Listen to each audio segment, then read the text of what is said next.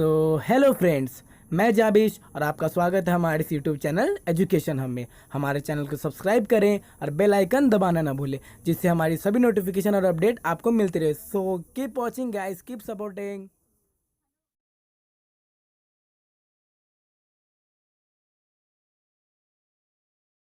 Hello everyone, कैसे हैं आप सब और आपका बहुत बहुत स्वागत है हमारे इस यूट्यूब चैनल जिसका नाम है जाबिश फिजिक्स। तो आज हम लोग क्लास 11th के वेक्टर चैप्टर में से वेक्टर को हम लोग डिस्कस कर रहे हैं। तो इससे प्रीवियस लेक्चर में हम लोगों ने डिस्कस ये करा था कि वेक्टर के टाइप कितने होते हैं, जिसमें हम लोगों ने डिस्कस करा था इक्वल वेक्टर क्या होता है, अनइक्वल वेक्टर क्या होता है, नेगेटिव वेक्टर क्या होता है, नल वेक्टर क्या होता है, collinear vectors, coplanar vectors, coinitial vector, position vector, displacement vector. तो इन सब चीज़ों को हम लोगों ने डिस्कस करा था।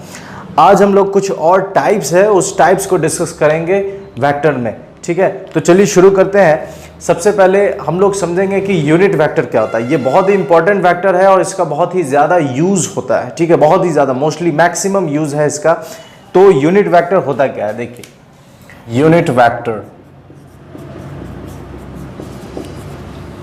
यूनिट वेक्टर जैसा कि इसके नाम से ही आप समझ सकते हैं, यूनिट मीन्स होता है वन, यूनिटी, यूनिट मीन्स होता है वन। तो वो वेक्टर जिसका मैग्नीट्यूड वन हो उसे हम क्या कहेंगे, यूनिट वेक्टर कहेंगे। ठीक है, तो यूनिट वेक्टर क्या होता है, इसका डेफिनेशन लिख सकते हैं। The magnitude, the vector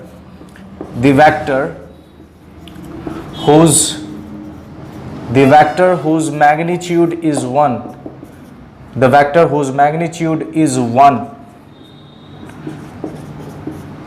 is called vector कहेंगे। लेकिन इसमें से देखिए एक चीज और समझिए कि ये जो मैंने यूनिट वेक्टर लिखा है जिसका मैग्नीट्यूड 1 है, सिर्फ इसका डेफिनेशन इतने पे ही नहीं खत्म होता है।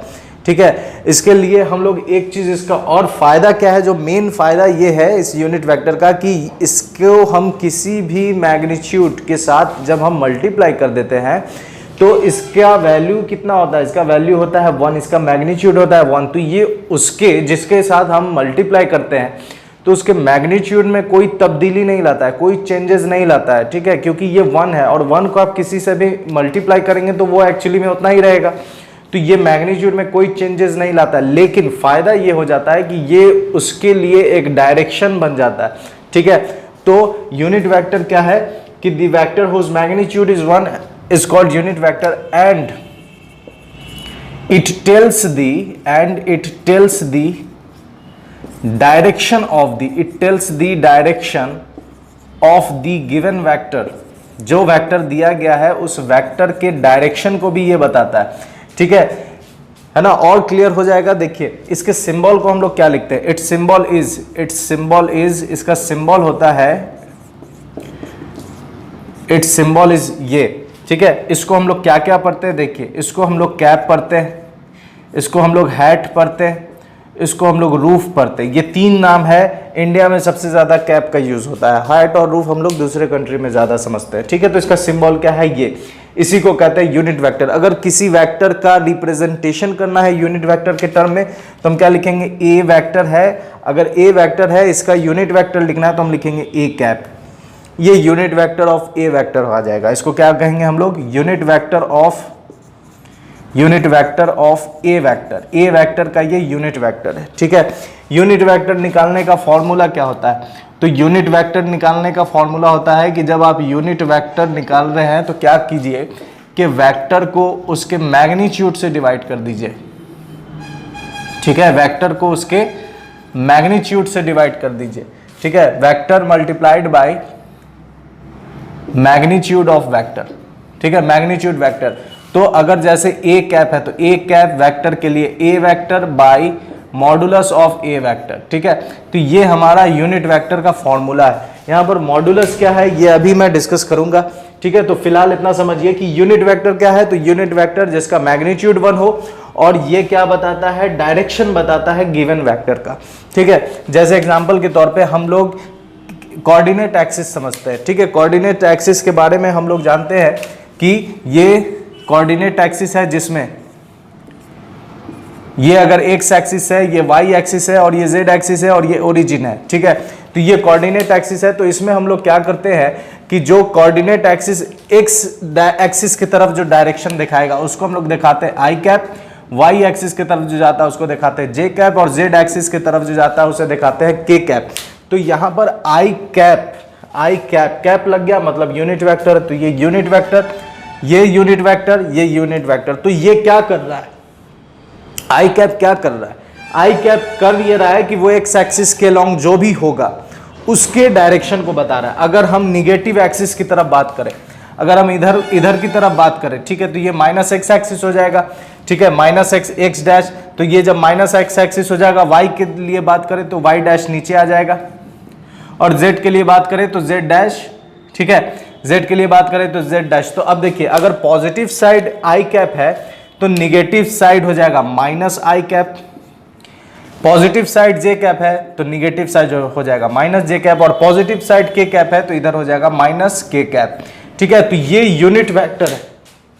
तो यूनिट वेक्टर क्या है, एकदम समझ में आ रहा होगा। यूनिट वेक्टर जिसका मैग्नीट्यूड 1, और ये क्या बताएगा, डायरेक्शन को बताएगा, ठीक है। अभी और क्लियर हो जाएगा आपका। इसके लिए हम लोग फॉर्मूला, इसका सिंबल क्या है ये, ठीक है, इसको हम लोग कैप, हैट, रूफ, ये तीनों में से कोई भी नाम ले सकते हैं। इसकी एक कैप लिखा, अगर कोई इस तरीके से लिखा हुआ है तो कहेंगे यूनिट वेक्टर है किसका, एक वेक्टर का। यूनिट वेक्टर का फॉर्मूला क्या होगा, तो वेक्टर को आप उसके मैग्नीट्यूड ऑफ वेक्टर से डिवाइड कर देंगे तो आपको यूनिट वेक्टर मिल जाएगा।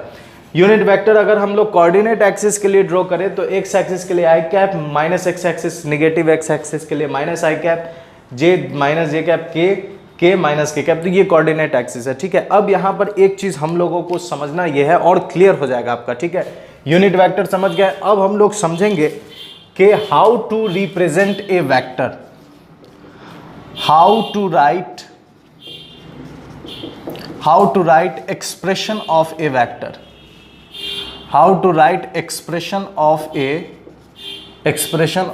ए वेक्टर, किसी वेक्टर को कैसे एक्सप्रेस करना है। तो उसके लिए देखिए, ये चीज़ समझना बहुत ज़रूरी है, और ये सब आपके, मतलब ये सारा चीज़ आपका क्लियर होता चला जाएगा, ठीक है।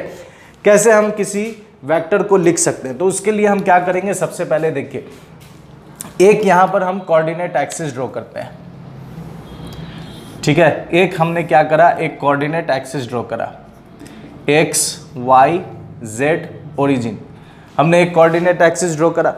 इस कोऑर्डिनेट एक्सिस में देखें तो इस कोऑर्डिनेट एक्सिस में कोई पॉइंट है P, ठीक है, इस कोऑर्डिनेट एक्सिस में कोई पॉइंट P है, ठीक है। अब देखिए, ये जो पॉइंट P है तो इसका कुछ ना कुछ कोऑर्डिनेट होगा, क्योंकि ये 3 डायमेंशन में।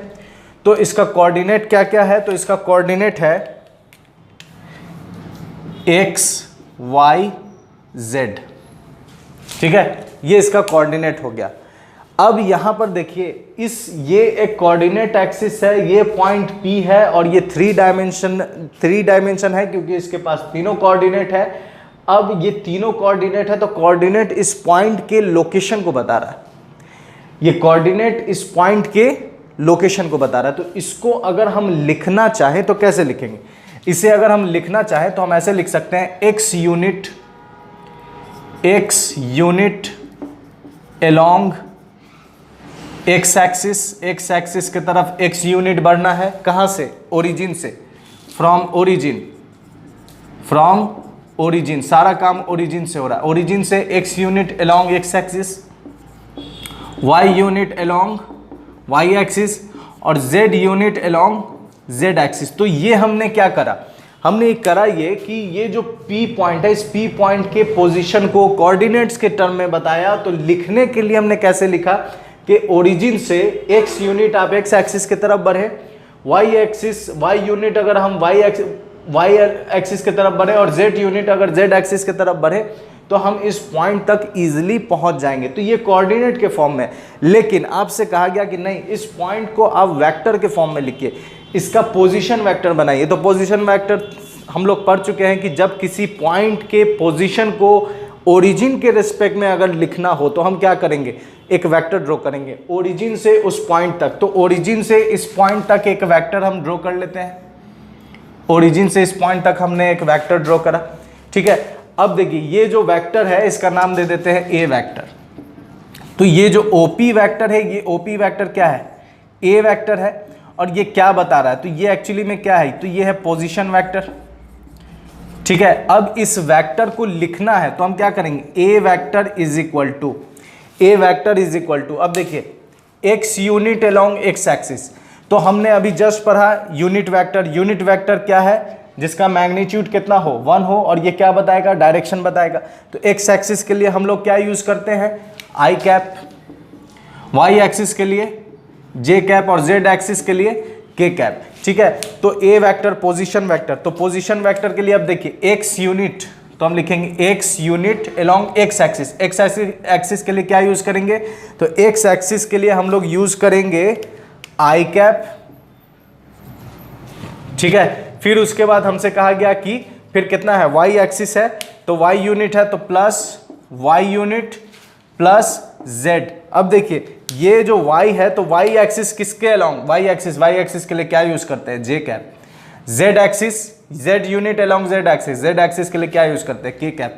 तो ये हमारा रिप्रेजेंटेशन आ गया कि किसी भी वेक्टर को अगर लिखने को कहा जाए तो वेक्टर का जो स्टैंडर्ड फॉर्म होगा वो इस तरीके से होगा कि कोई भी वेक्टर है x आई कैप प्लस वाई जे कैप प्लस जेड के कैप। तो ये प्रॉपर एक्सप्रेशन है किसका, वेक्टर का। कैसे लिखा ये इजिली आप समझ रहे हैं। सबसे पहले हमने कोऑर्डिनेट एक्सिस लिया, एक पॉइंट लिया और उस पॉइंट के कोऑर्डिनेट्स को लिखा, फिर कोऑर्डिनेट्स से हटाकर हमें उसे वेक्टर के फॉर्म में लिखना था। तो हमने क्या करा कि एक पोजीशन वेक्टर ड्रॉ किया। पोजीशन वेक्टर इससे प्रीवियस लेक्चर में बता चुके हैं, पोजीशन वेक्टर किसी पॉइंट के पोजीशन को बताता है ओरिजिन के रेस्पेक्ट में, ठीक है। तो ओरिजिन के रिस्पेक्ट में पोजीशन को बताने के लिए हम एक वेक्टर ड्रॉ करेंगे, वही वेक्टर हो जाएगा पोजीशन वेक्टर। पोजीशन वेक्टर को लिखने के लिए हमने एक्स एक्सिस वाई एक्सिस इस सारे पॉइंट को स्टेटमेंट में लिखा है, स्टेटमेंट में से हम उसे वेक्टर के फॉर्म में ले आए। तो अब ये चीज आपका वेक्टर आ गया। अब इसमें से इस फॉर्मूला को अगर हम लिखें, या उससे पहले एक चीज और समझना है, ठीक है। इतना आपको समझ में आ गया होगा यूनिट वेक्टर क्या होता है, हाउ टू राइट, कैसे हम वेक्टर के एक्सप्रेशन को लिखेंगे, ठीक है। अब यहां पर जो एक चीज है वो क्या है, देखिए magnitude of vector, modulus of vector, ठीक है। ए बी सी, सी अब यहां पर समझते हैं modulus of vector, modulus of vector, ठीक है। तो मॉडुलस ऑफ वेक्टर क्या होता है, देखिए मॉडुलस ऑफ वेक्टर एक्चुअली में होता है it gives the magnitude of the given vector, magnitude of the given vector. जो वेक्टर दिया गया है उस वेक्टर के मैग्नीट्यूड को ये मॉडुलस बताता है। इसका सिंबल क्या होगा, तो इट्स सिंबल इज, या तो आप मॉडुलस के फॉर्म में लिख सकते हैं, कैसे लिखेंगे दोनों बताते हैं। जैसे हमसे कहा गया मैग्नीट्यूड ऑफ ए वेक्टर लिखिए, तो मैग्नीट्यूड ऑफ ए वेक्टर हम कैसे लिख सकते हैं, तो हम या तो मॉडुलस लगाए तो वेक्टर भी दे, या सिंपली हम ए लिख दें, तो ये दोनों ही इसके मैग्नीट्यूड को बताता है। अगर आपका दिल है कि नहीं हम वेक्टर के साथ लिखें, मॉडुलस को दिखाएं, तो आपको ये वेक्टर के साथ मैग्नीट्यूड को दिखाएं तो आपको मॉडुलस और उसके अंदर वेक्टर डालना पड़ेगा। और अगर आप नहीं चाहते हैं तो सिंपली वेक्टर हटाकर लिख देंगे। तो ये दोनों ही सिंबल किस चीज़ को बताता है, मैग्नीट्यूड को बताता है। इसका फॉर्मूला क्या होगा, तो मैग्नीट्यूड ऑफ ए या मॉडुलस ऑफ ए वेक्टर का फॉर्मूला होता है root under x square plus y square plus z square. आप कहेंगे ये एक्स स्क्वायर और वाई स्क्वायर और जेड स्क्वायर कहाँ से आया, तो ये एक्स वाई जेड इस वेक्टर के डिजिट्स है, ठीक है, इस वेक्टर के डिजिट हैं, ठीक है। बात समझ में आ रहा है। जैसे एक एग्जांपल मैं दे रहा हूँ और आपका ये पूरा क्लियर हो जाएगा। हम लोगों ने अब तक क्या समझा, यूनिट वेक्टर को कैसे लिखें और मॉडुलस ऑफ वेक्टर क्या होता है, ठीक है। अब देखिए आपसे कोई क्वेश्चन कर रहा है कि कोई वेक्टर है ए वेक्टर और इसका दिया हुआ है expression 2i cap plus 3j cap plus 4k cap. तो ये वेक्टर है, आपसे कहा गया कि आप इसका यूनिट वेक्टर निकालिए। ए वेक्टर ए कैप इसका क्या होगा, व्हाट इज ए कैप। तो ए कैप निकालने के लिए आप क्या करेंगे, सबसे पहले देखिए ए कैप निकालना है तो वेक्टर आपके पास गिवन है, आपको क्या निकालना है, मॉडुलस निकालने का फॉर्मूला क्या है, रूट अंडर। तो सबसे पहले हम मॉडुलस ऑफ ए वेक्टर निकाल लेते हैं, ठीक है, x square plus y square plus z square. अब देखिए कंपेयर कीजिए इसे, तो x की जगह कितना 2 का स्क्वायर 4 स्क्वायर प्लस 3 का स्क्वायर हो जाएगा 9 प्लस 4 का स्क्वायर हो जाएगा कितना 16। तो ये हो गया कितना 29, रूट 29। और अब आपको निकालना ए कैप, तो ए कैप बराबर हो जाएगा ए वेक्टर देखिए ए वेक्टर हो गया 2i cap plus 3j cap plus 4k cap, और इस सारे को डिवाइड कर देना है √29 से, तो ये आपका यूनिट वेक्टर निकल कर आ गया। तो इस तरीके से यूनिट वेक्टर निकालते हैं, इस तरीके से मैग्नीट्यूड निकालते हैं, इस तरीके से मैग्नीट्यूड मॉडुलस, या इस तरीके से हम लिखते हैं। और यूनिट वेक्टर बहुत इंपॉर्टेंट है, बहुत ही ज़्यादा, क्योंकि इसका मैग्नीट्यूड 1 होता है और इसे हम किसी के साथ भी मल्टीप्लाई कर देते हैं तो ये उसके डायरेक्शन को बताता है without changing it that magnitude, ठीक है। और एक्स एक्सिस के along y cap, y axis के अलोंग जे कैप और जेड एक्सिस के अलोंग के कैप। तो ये आपको ध्यान में रखना है कि आई के जे ये यूनिट वेक्टर है कोऑर्डिनेट एक्सिस में दिखाने के लिए। बहुत बहुत शुक्रिया मेरे साथ बने रहने के लिए, और इसी तरह मेरे साथ फिजिक्स पढ़ते रहें और फिजिक्स के नॉलेज बढ़ाते रहें, ठीक है। अपना ख्याल रखें, गुड बाय एंड खुदा हाफिज़।